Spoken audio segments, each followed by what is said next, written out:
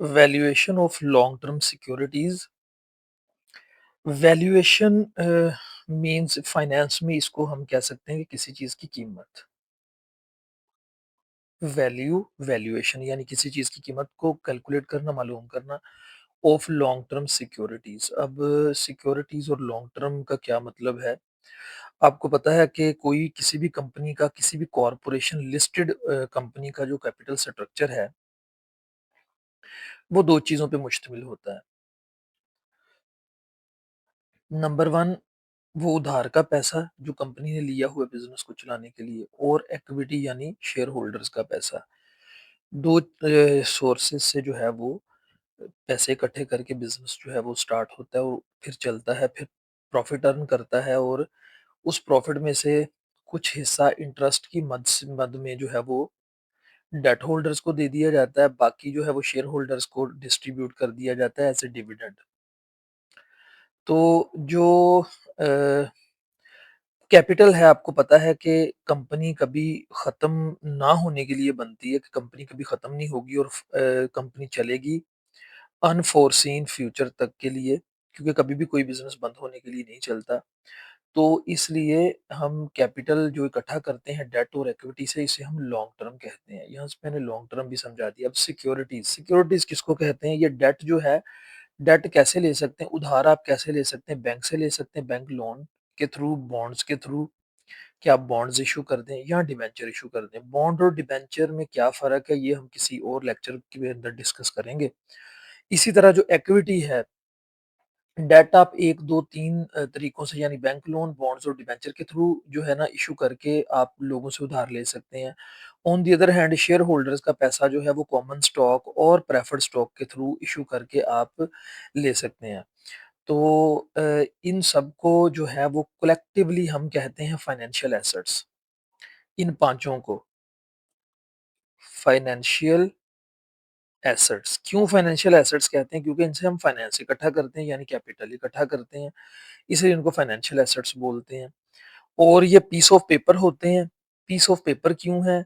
क्योंकि हमारे पास एक प्रूफ तो होना चाहिए कि हमने कंपनी को पैसे या तो उधार दिए हैं डेट की शक्ल में, या फिर हमने कंपनी के अंदर अपनी शराकत की है, हिस्सेदारी की है, यानी इक्विटी की शक्ल में। तो उसके प्रूफ के तौर पे आपके पास ये पीस ऑफ पेपर होते हैं। इनको पीस ऑफ पेपर, इनको फाइनेंशियल एसेट्स और पीस ऑफ पेपर कहा जा सकता है। Piece of papers. अच्छा, ये पीस ऑफ पेपर आपके पास क्यों है? कि अगर कंपनी जो है वो किसी वजह से लिक्विडेट हो जाती है या फ्रॉड करती है, भाग जाती है कंपनी आपसे पैसे लेके, तो ये आप कोर्ट में प्रेजेंट कर सकते हैं एज ए सिक्योरिटी। इसलिए इन फाइनेंशियल एसेट्स को, इन पीस ऑफ पेपर्स को सिक्योरिटीज भी बोला जाता है। क्यों सिक्योरिटी बोला जाता है? क्योंकि कंपनी जब कभी आपके पैसे लेके भाग जाएगी, डिफ़ॉल्ट हो जाएगी, तो आप ये कोर्ट में प्रेज़ेंट करके तो अपना क्लेम जो है वो कंपनी से ले सकते हैं कोर्ट के थ्रू। तो इन सिक्योरिटी की कीमत मालूम करनी है तो चैप्टर का नाम होगा valuation of long term securities. Securities क्यों है बता चुका हूँ कि पीस ऑफ पेपर है एविडेंस के तौर पे। लॉन्ग टर्म क्यों है? क्योंकि इससे हम कैपिटल इकट्ठा करते हैं। और वैल्यूएशन क्या है? हम कीमत मालूम करेंगे कि आज यानी प्रेज़ेंट पर किसी सिक्योरिटी की वैल्यू क्या है। तो उसमें जो है वो सिक्योरिटीज़ 2 तरह की हैं, जैसे मैंने यहाँ पे बताया है, वैल्यूएशन ऑफ बॉन्ड है, वैल्यूएशन ऑफ स्टॉक है। लेकिन हम चैप्टर को स्टार्ट करने में सबसे पहले वैल्यूएशन ऑफ बॉन्ड्स को पढ़ेंगे, फिर किसी दूसरे लेक्चर में वैल्यूएशन ऑफ स्टॉक भी कर लेंगे। तो यहाँ पर एक चीज़ याद रखिए, जब भी हमने वैल्यूएशन ऑफ बॉन्ड्स या स्टॉक करनी है तो हमने इनकी प्रेज़ेंट वैल्यू ही कैलकुलेट करनी है, यानी आज क्या कीमत है, आज की कीमत मालूम करनी है। तो ये ज़हन में बिठा लीजिए कि बॉन्ड्स और स्टॉक की कभी फ्यूचर वैल्यू कैलकुलेट नहीं होती, क्योंकि हमने कंपनी में इन्वेस्ट करना है, आज इनको खरीदना है बॉन्ड्स को और स्टॉक को, तो आज की कीमत मालूम करेंगे, फ्यूचर की नहीं करेंगे। तो पहले वैल्यूएशन ऑफ बॉन्ड करते हैं। वैल्यूएशन का मतलब कीमत, और बॉन्ड्स, बॉन्ड्स क्या होते हैं? लॉन्ग टर्म, पहले ही मैंने बता दिया, हम लॉन्ग टर्म सिक्योरिटीज की जो है वो वैल्यूएशन कैलकुलेट कर रहे हैं। लॉन्ग टर्म डेट इंस्ट्रूमेंट, यानी ऐसा इंस्ट्रूमेंट जिससे हम उधार लेते हैं, डेट इकट्ठा करते हैं लोगों से, उधार लेके बिजनेस में लगाते हैं। तो long term debt instrument issue कौन करता है? इश्यूड बाय गवर्नमेंट और कॉर्पोरेशंस, या तो कंपनीज़ करती हैं या गवर्नमेंट करती है। कंपनीज़ कहाँ पे करती हैं? हर कंपनी जो है वो स्टॉक एक्सचेंज के थ्रू अपने बॉन्ड्स लॉन्च करती है। और गवर्नमेंट कहाँ पे करती है? गवर्नमेंट भी इसी तरह स्टॉक एक्सचेंज के थ्रू भी कर सकती है, लेकिन कॉमनली जो है वो पाकिस्तान के अंदर तो नेशनल सेविंग सेंटर है, कौमी बचत का बैंक जिसको बोलते हैं। तो कौमी बचत का जो बैंक है उसके थ्रू गवर्नमेंट जो है वो बॉन्ड्स इश्यू करती है, जिसमें लोगों से आज पैसा उधार लेती है, उसे बिज़नेस में लगाती है गवर्नमेंट, और फिर उससे जो प्रॉफ़िट आता है कुछ गवर्नमेंट अपना शेयर रख लेती है, बाकी इंटरेस्ट की मद में लोगों को, सूद की मद में उनको वापस, या प्रॉफ़िट इसको आप कह सकते हैं, प्रॉफ़िट की मद में लोगों को वापस कर दिया जाता है। तो बॉन्ड क्या है? लॉन्ग टर्म डेट इंस्ट्रूमेंट है, issued by the government. Debt instrument क्यों है? क्योंकि उधार इकट्ठा करता है। लॉन्ग टर्म है क्योंकि कैपिटल स्ट्रक्चर का हिस्सा है, और इश्यू करती है गवर्नमेंट और कॉर्पोरेशन। अब बॉन्ड एक होगा कैसे? एक पीस ऑफ पेपर है, पहले भी मैंने आपको बता दिया कि ये पीस ऑफ पेपर है। तो इसमें कुछ चीज़ें होंगी, कुछ टर्म्स होंगी, कुछ बेसिक टर्म्स हैं जो मैंने यहाँ पे लिख दी हैं। ये एबीसी मैंने लिखा है, ये कंपनी का नाम है। Name of the issuing company कोई कुछ भी हो सकता है। अगर गवर्नमेंट कर रही है तो गवर्नमेंट ऑफ पाकिस्तान होगा। अगर नेशनल बैंक कर रहा है तो एनबीपी का होगा। अगर एमसीबी बैंक कर रहा है तो एमसीबी लिखा होगा। वापडा कर रहा है, सब डिपार्टमेंट ऑफ गवर्नमेंट कोई भी कर रहा है, कोई प्राइवेट कंपनी कर रही है जैसे नेस्ले है तो नेस्ले का नाम होगा। तो ये चीज़ याद रखनी, नेम ऑफ कंपनी। ये ऊपर ये किसी भी जगह ज़रूरी नहीं है कि ये इसी कॉर्नर के ऊपर लिखा हुआ हो, ये 1000 या कोई भी अमाउंट। लेकिन एक अमाउंट जो है वो रुपीज़ या डॉलर के फॉर्म में यहाँ पर प्रिंटेड होगी। इसको हम बोलेंगे मैच्योरिटी वैल्यू। यानी जब ये बॉन्ड मैच्योर होगा, कब मैच्योर होगा? ये इसके नंबर ऑफ ईयर्स दिए हैं, ठीक है? ये इसके नंबर ऑफ ईयर्स हैं, मैंने ये एरो बना के इधर लिख दिए हैं कि ये नंबर ऑफ ईयर्स हैं। ये 10 साल के बाद मैच्योर होगा, तो आफ्टर 10 ईयर्स आपको जो है वो 1000 रुपीज़ या डॉलर्स आपको मिलेंगे। तो इसे आज कितने में खरीदना है, हम इसकी प्रेज़ेंट वैल्यू कैलकुलेट करेंगे, और इसी को वैल्यूएशन ऑफ बॉन्ड कहते हैं, कि बॉन्ड की प्रेज़ेंट वैल्यू को कैलकुलेट करना। तो ये जो 10 ईयर्स के बाद मिलनी है 1000 रुपीज़, इसको हम मैच्योरिटी वैल्यू कहेंगे, और इसको हम जो है वो एमवी से लिखेंगे। लेकिन टाइम वैल्यू ऑफ मनी में जो हमें मैच्योरिटी पे एंड पे मिलता था, टाइमलाइन बनाते थे ना हम, तो टाइमलाइन के एंड पर जो हमें मिलता था, जैसे 10 ईयर्स की टाइमलाइन है, जो एंड पे हमें मिलेगा हम उसको उस वक़्त फ्यूचर वैल्यू कहते थे। तो आप इस मैच्योरिटी वैल्यू को फ्यूचर वैल्यू कह सकते हैं। दूसरा, इसकी डेफिनेशन क्या होगी? Stated value of the bond, जो बॉन्ड के ऊपर लिख दी गई है, मेंशन कर दी गई है, वो उसकी स्टेटेड वैल्यू है, उसी को मैच्योरिटी वैल्यू कहेंगे। इसकी एक और डेफिनेशन हो सकती है कि printed value of the bond, printed value of the bond, यानी जो बॉन्ड के ऊपर प्रिंट कर दी गई है, तो ये आपको फ्यूचर में मिलनी है। इसका नाम मैंने आपको बताया कि फ्यूचर वैल्यू भी हो सकता है, क्योंकि ये प्रिंट की गई है बॉन्ड के फेस के ऊपर। यानी फेस मींस के बॉन्ड के ऊपर, फ्रंट के ऊपर इसको प्रिंट कर दिया गया है, तो इसको कुछ किताबें जो है वो मैच्योरिटी वैल्यू, फ्यूचर वैल्यू की बजाय इसको फेस वैल्यू से भी लिखती हैं। अच्छा, क्योंकि ये फ्रंट के ऊपर लिख दी गई है, ये आपको वापस मिलेगी, इसको हम कह सकते हैं कि बॉन्ड की ये पार वैल्यू है। कुछ किताबें इसे पार वैल्यू से लिखती हैं, और कुछ किताबें इसे रिडम्पशन वैल्यू भी कहती हैं। रिडम्पशन मीन जब ये वापस होना है, जो उस वक़्त मिलना है, वो उसकी रिडम्पशन वैल्यू। तो उस वक़्त क्या मिलना है? ये 10,000 मिलना है, तो इसको इसलिए ये भी कहा जाता है। अब ये मैच्योरिटी वैल्यू कैलकुलेट कैसे होगी? अब देखिए कि हम लास्ट चैप्टर में क्या करते थे। टाइम वैल्यू ऑफ मनी में एक टाइमलाइन होती थी, 1, 2, 3, 4, फॉर एग्ज़ाम्पल कि इस टाइमलाइन के अंदर 4 साल हैं। तो हमें अगर ये 4 साल के बाद 1000 मिलना है, तो उसकी आज वैल्यू कितनी होगी? तो हम लिखते थे present value is equal to future value divided by 1 plus interest rate raised to power n। तो इस चैप्टर में स्टूडेंट्स याद रखिए कि हमने फ्यूचर वैल्यू को मैच्योरिटी वैल्यू का नाम दे दिया गया है। इसको एमवी से लिखेंगे, 1 प्लस इंटरेस्ट रेट को केडी से लिखेंगे और रेज़ टू पावर एन कर देंगे।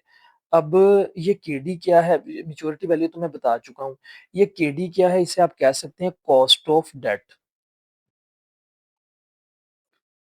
अब आपके ज़हन में होगा कि मैंने कॉस्ट को सी से क्यों नहीं लिख दिया, डी से तो डेट है, तो इसकी 2 मेरे नॉलेज के मुताबिक 2 वजूहात की बिना पे कॉस्ट को के से लिखा गया है। एक तो जर्मन में हम जर्मन लैंग्वेज में हम जो है वो कॉस्ट को के से लिखते हैं। तो क्योंकि बहुत सारी किताबें पहले जर्मन्स ने लिखी हुई हैं, तो उन्होंने उसके मुताबिक उसको कॉस्ट ऑफ डेट कहा हुआ है केडी। और दूसरा मेरे नॉलेज के मुताबिक ये है कि टाइम वैल्यू ऑफ मनी में हम जो है वो ज़्यादातर इंश्योरेंस जो अब मैं इधर लिख देता हूँ टाइम वैल्यू ऑफ मनी के अंदर जो है हम ज़्यादातर इंश्योरेंस प्रीमियम और फ्यूचर और प्रेज़ेंट वैल्यू कैलकुलेट करते हैं। और जब हम नेक्स्ट चैप्टर में आते हैं तो इसमें बॉन्ड्स की प्रेज़ेंट वैल्यू को कैलकुलेट किया जाता है, तो हमें एक डिफरेंस क्रिएट करने के लिए कि उस मिक्स ना हो जाएँ। कि ये वैल्यूएशन जो है वो टाइम वैल्यू ऑफ मनी की है या बॉन्ड की, तो उस डिफरेंस के लिए भी हम यहाँ पे इंटरेस्ट की जगह इंटरेस्ट को जो है वो आई की जगह केडी से लिख देते हैं कि ये कॉस्ट ऑफ डेट है। तो मैं थोड़ा इसको अरेज़ करूँगा ताकि मैं बाकी चीज़ें ईज़िली समझा सकूँ। तो मैंने कुछ थोड़ा-सा इसमें से अरेज़ कर दिया है, तो मैंने आपको जो है ना वो मैच्योरिटी वैल्यू और ये नेम ऑफ द कंपनी और नंबर ऑफ ईयर 3 चीज़ें भी बताई हैं। अच्छा, अब वैल्यूएशन ऑफ बॉन्ड में ना 2 तरह के इंटरेस्ट रेट होंगे। एक जो है वो कूपन रेट होगा, इसकी एप्लीकेशन क्या है वो मैं बाद में बताऊँगा, एक डिस्काउंट रेट होगा। कूपन रेट क्या होगा? जो बॉन्ड के ऊपर प्रिंट कर दिया गया जाएगा, ये जो मैं इसको सर्कल कर रहा हूँ येलो कलर से मैंने लिखा है stated rate of interest of the bond. जो बॉन्ड के ऊपर या तो प्रिंट कर दिया गया है, printed rate of the bond या stated rate of interest of the bond. जो बॉन्ड के ऊपर प्रिंट कर दिया गया है, जो लिख दिया गया है वो कूपन रेट होगा। कूपन रेट क्या करेगा? कूपन रेट कैश फ्लोज को कैलकुलेट करेगा। कैश फ्लो का ये मतलब होगा कि ये टाइमलाइन के मुताबिक ये 10 इयर्स का बॉन्ड है। 0, 1, 2, 3 और ये जो यहाँ पे बॉन्ड बना हुआ है, ये 10 इयर्स का। ये 10 साल के बाद मैच्योर होगा और जब मैच्योर होगा तो आपको 1000 मिलना है क्योंकि इसकी मैच्योरिटी वैल्यू 1000 है, वो मैं पहले समझा चुका हूँ। प्लस क्या मिलेगा? हर साल एक कैश फ्लो मिलेगा। Every year you will receive A cash flow और 10th ईयर में जाके वो कैश फ्लो भी मिलेगा प्लस ये मैच्योरिटी वैल्यू भी आपको मिलेगी। तो वो कैश फ्लो को कैलकुलेट करने के लिए जो रेट है वो कूपन रेट होगा। ये पहले ही दिन जब कोई कंपनी या गवर्नमेंट जो है वो लोगों से उधार पैसा डेट लेगी, यानी बॉन्ड के थ्रू पैसे लेगी, तो गवर्नमेंट ये जो है वो उसी दिन ये रेट जो है ये और कंपनी जो है उसके ऊपर प्रिंट कर देगी। ये तो हमारे केस में ये 5% है, मैंने फॉर एग्जांपल ऐसे ही 5% लिख दिया है। तो हमारी इस एग्जांपल में कैश फ्लो कितना होगा? कैश फ्लो का फार्मूला होगा cash flow is equal to maturity value multiply by coupon rate. इसको मजीद सॉल्व करते हैं। मैच्योरिटी वैल्यू हमारी 1000 है, मल्टीप्लाई बाय कूपन रेट है 0.05 जो कि बनता है 50 रुपीज़। तो हमें इस बॉन्ड में 50 रुपीज़ हर साल भी मिलेंगे और एंड पर ये जो 1000 है वो भी मिलेगा। तो हमारी टोटल अमाउंट कितनी बन जाएगी? 50 रुपीज़ हर साल मिलेंगे तो जो है वो ये 10 ईयर्स तक मिलते रहें अगर,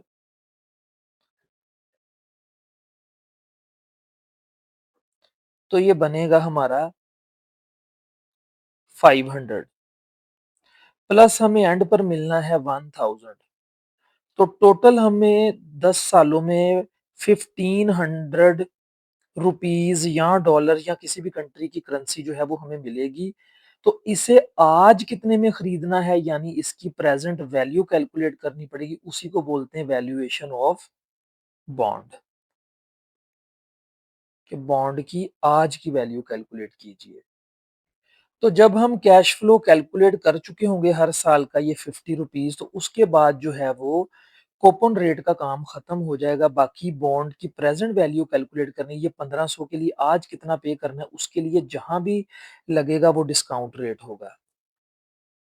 डिस्काउंट रेट जिसे अभी थोड़ी देर पहले मैंने केडी का बोला था केडी। केडी जो है वो डिस्काउंट करेगा और बॉन्ड की प्रेज़ेंट वैल्यू कैलकुलेट करेगा। वो जो ₹50 हमने हर साल लेने उसकी भी प्रेज़ेंट वैल्यू कैलकुलेट करेगा और जो 1000 हमें एंड पे मिलना है उसकी भी प्रेज़ेंट वैल्यू को कैलकुलेट करेगा।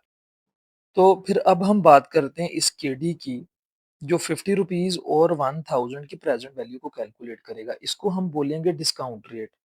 इसको हम मार्केट रेट भी कह सकते हैं, जो मार्केट में रेट प्रिवेल कर रहा है। इसकी डेफिनिशन हो सकती है the rate which is prevailing in the market, यानी जो मार्केट में पाया जा रहा है। तो लेकिन इसकी जो है वो बुकिश डेफिनिशन है rate of interest used to, यहाँ पे कन्वर्ट लिख लीजिए, convert future cash flows into present value. यानी वो रेट जो फ्यूचर की तमाम जो वैल्यूज कैश फ्लोज हमने रिसीव करने हैं उनको कन्वर्ट कर देगा प्रेजेंट वैल्यू में, या rate of interest prevailing in the market मैंने इधर भी लिख दिया है। तो इस तरफ आइए, ये 1000 जो है, ये 1000 जो है इसकी हमें प्रेजेंट वैल्यू यानी ज़ीरो पे कैलकुलेट करनी है कि इसे आज कितने में खरीदना चाहिए बॉन्ड, और ये जो तमाम फ्यूचर में हमें ₹50 मिलने हैं, इनकी भी प्रेजेंट वैल्यू जी ये यहाँ पर कैलकुलेट करेगा। यानी दोनों की प्रेजेंट वैल्यू को कैलकुलेट करेगा, दोनों को जमा करके जो हमारे पास आंसर आएगा, हम मार्केट रेट के मुताबिक उस कीमत पर इस बॉन्ड को खरीद लेंगे, जो कि हमें हर साल ₹50 भी देगा और 10 साल के बाद हमें 1000 भी देगा। तो स्टूडेंट एक चीज़ ज़हन में बिठा लें और याद रख लें कि ये जो केडी होगा, ये जो मार्केट रेट होगा जिसको हमने डिस्काउंट रेट बोला, ये कभी भी जो है वो बॉन्ड के ऊपर प्रिंट नहीं होगा, नॉट प्रिंटेड एट बॉन्ड। क्यों? क्योंकि ये डेली बेस चेंज होता है। जैसे काइबर है, कराची इंटरबैंक ऑफरिंग रेट, या लाइबर है लंदन इंटरबैंक ऑफरिंग रेट, ये डेली चेंज होते हैं तो हम इसको प्रिंट नहीं कर सकते हैं बॉन्ड के ऊपर। तो मैं थोड़ा रेज़ करता हूँ चीज़ों को इसे समझाने के लिए। तो इसको ज़रा समझिए कि ये एक पीस ऑफ, क्योंकि हमने कहा है कि बॉन्ड और ये सारी चीज़ें पीस ऑफ पेपर होते हैं, ये अगर एक पीस ऑफ पेपर है, इसके कॉर्नर को थोड़ा-सा टर्न करके इसके बैक पे लिखा जाएगा ये रेट, क्योंकि ये प्रिंट नहीं हम कर सकते। केडी को प्रिंट नहीं कर सकते क्योंकि ये डेली बेस चेंज होना है। तो ये जिस डे पे आप खरीदेंगे ये बॉन्ड, उस दिन इसकी प्रेज़ेंट वैल्यू कैलकुलेट करेंगे, ये उस दिन के हिसाब से होगा, तो ये हर डे पे चेंज होना है। जैसे आज अगर मैं बैंक के पास जाता हूँ या किसी कंपनी के पास जाता हूँ और ये बॉन्ड खरीदता हूँ, तो आज इसकी कीमत कुछ और होगी, आप कल जाते हैं तो कल इसकी कीमत कुछ और होगी, इससे अगले दिन जाते हैं तो उसकी कीमत कुछ और होगी। तो ये जो कूपन रेट है ये ऊपर प्रिंट होगा, क्योंकि ये कंपनी ने आपसे एक बार प्रॉमिस कर लिया कि हर साल आपको ₹50 या $50 कंपनी आपको देगी। लेकिन ये जो केडी है ये प्रिंट नहीं कर सकते, ये डेली चेंज होना है, तो इसको हम थोड़ा-सा यहाँ से जो ये पीस ऑफ पेपर है ना बॉन्ड, इसके कॉर्नर को टर्न करके हम बैक पे लिख देते हैं उस दिन का रेट। तो अगर मैं टर्न करूँगा तो ये यूँ ही बनेगा ना। तो ये एक्चुअली यहाँ से बॉन्ड टर्न हुआ है। ये कोई चीज़ का नक्शा नहीं बना हुआ, ये पीस ऑफ पेपर ही है। यहाँ से टर्न होगा तो मैंने ये केडी इसके बैक पे लिख दिया है। तो अगर ये कोई कंपनी या बैंक या गवर्नमेंट अगर बॉन्ड के बैक पे नहीं लिखती, बैक पे नहीं लिखा हुआ, तो फिर क्या होगा कि एक अलग पेज के ऊपर, एक सेपरेट पेज के ऊपर ये रेट लिख के, एक सेपरेट डॉक्यूमेंट के ऊपर ये रेट लिख के भी बॉन्ड के साथ अटैच किया जा सकता है। लेकिन क्योंकि ये बॉन्ड 10 साल का है, तो बैंक का जो क्लेरिकल स्टाफ है, वो इसे जो है वो मिसप्लेस कर देगा, क्लेरिकल स्टाफ, या रिकॉर्ड कीपिंग के वक़्त रखते वक़्त वो पेज बॉन्ड के साथ से सेपरेट डॉक्यूमेंट उतर जाएगा। तो उससे बचने के लिए इसको बैक पे लिख दिया जाता है ताकि ये उसके साथ अटैच रहे। तो स्टूडेंट्स यहाँ पे मैंने आपको आज सिखाया है valuation of long term securities और लॉन्ग टर्म सिक्योरिटीज़ हम किनको बोलते हैं, जिनके थ्रू हम अपनी फाइनेंसिंग इकट्ठी करते हैं, जो मैंने इधर कॉर्नर में कैपिटल लिख दिया है। इनको हम कैसे इकट्ठा कर सकते हैं कैपिटल को और कंपनी के लिए पैसा वो डेट और इक्विटी के थ्रू इकट्ठा कर सकते हैं। डेट में बैंक लोन है, बॉन्ड है, डिबेंचर्स है और इक्विटी में कॉमन और प्रेफर्ड स्टॉक है। इन सब को हम फाइनेंशियल एसेट्स बोलते हैं। फाइनेंशियल एसेट्स क्यों बोलते हैं? क्योंकि इनसे हम फाइनेंस इकट्ठा करते हैं। ये फाइनेंशियल एसेट होते क्या हैं? ये पीस ऑफ पेपर हैं। ये पेपर के ऊपर एक लिखा जाता है कि कंपनी ने आपसे इतने पैसे या तो उधार लिए हैं या आपकी शराकत यानी हिस्सेदारी की है कंपनी में। तो वो पीस ऑफ पेपर क्यों है? क्योंकि वो एज़ अ सिक्योरिटी यूज़ होगा। एज़ अ सिक्योरिटी क्यों यूज़ होगा? अगर कंपनी डिफ़ॉल्ट होती है, आपके पैसे वापस नहीं करती, तो कोर्ट में आप वो piece of paper as a security present कर सकते हैं। तो बिज़नेस क्योंकि एक लंबा अरसा चलने के लिए बनता है, हमेशा चलने के लिए बनता है, तो ये लॉन्ग टर्म है। 1 साल से ज़्यादा के लिए कम जब भी बिज़नेस स्टार्ट होता है, तो 1 साल से ज़्यादा के लिए होता है। तो इसलिए इन सिक्योरिटीज़ को जिनके थ्रू हमने पैसे इकट्ठा किए, इनको लॉन्ग टर्म कहते हैं।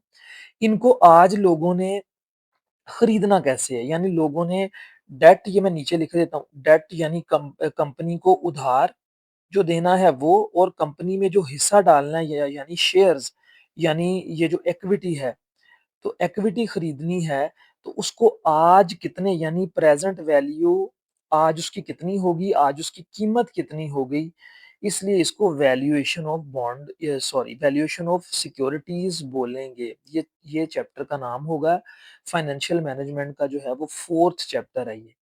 इसके अंदर 2 चीज़ें हैं ये जैसे वैल्यूएशन ऑफ बॉन्ड है, वैल्यूएशन ऑफ स्टॉक है।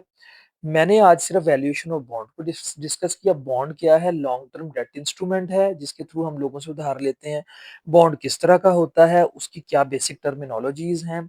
बॉन्ड के अंदर 5 चीज़ें हैं। सबसे पहले कंपनी का नाम है, फिर उसका जो है वो मैच्योरिटी वैल्यू है, फिर वो मैच्योर कब होगा? वो 10 इयर्स में होगा, वो मैंने बता दिया। उसका कूपन रेट क्या है? कूपन पेमेंट्स क्या होती हैं वो बताया है और इसकी मैच्योरिटी वैल्यू को बताया है और केडी को यानी मार्केट रेट को बताया है जिस पे ये आपने इसकी आज वैल्यू कैलकुलेट करनी है। वो फार्मूला भी मैंने यहाँ पे लिखा था कि present value of the bond is equal to maturity value divided by 1 plus interest को हम कर देंगे केडी और रेज़ टू पावर एन वैसे ही रहेगा। केडी हमने पिछले चैप्टर में आई के नाम से पढ़ा है। ये भी मैंने बता दिया कि यहाँ पे केडी से क्यों लिखेंगे। मैच्योरिटी वैल्यू को हमने फ्यूचर वैल्यू के नाम से पढ़ा है पहले, वो भी मैंने बता दिया कि आज हमने इसको मैच्योरिटी वैल्यू से क्यों लिखा है। तो बाकी चीज़ें अब नेक्स्ट जो है वो क्लास में सीखेंगे।